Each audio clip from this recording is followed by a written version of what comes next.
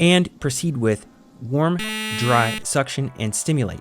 Suctioning is mouth first, 1 hole, then nares, 2 holes. Most of the time, that's all it's going to take.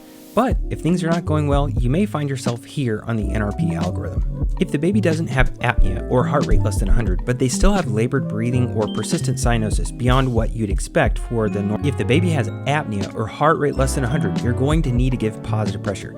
You need to make sure you move the chest. You may need to dial up the peak inspiratory pressure, even up to 40 transiently in order to move the chest wall. Make sure they have a SAP probe on the right hand and place them on an ECG monitor. If you have rates greater than 100, move to usual posts than 100, you're going to need to bag the baby better, which means Mr. SOPA.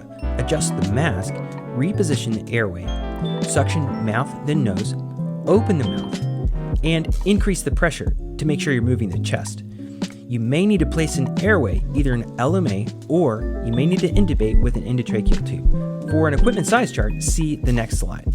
This is a handy table with gestational age and corresponding weight, endotracheal tubes, post-resuscitation care. If the heart rate's less than 60, you're going to need to place an endotracheal tube if you haven't done it yet, and start chest compressions. These are coordinated with positive pressure ventilation using an FiO2 of 100%. 1 and 2 and 3 in, 1 and 2 and 3 in. Attach an ECG monitor if it's not been done already, and make sure you get a floppy vessel that's located at around 12 o'clock as the umbilical cord enters the torso.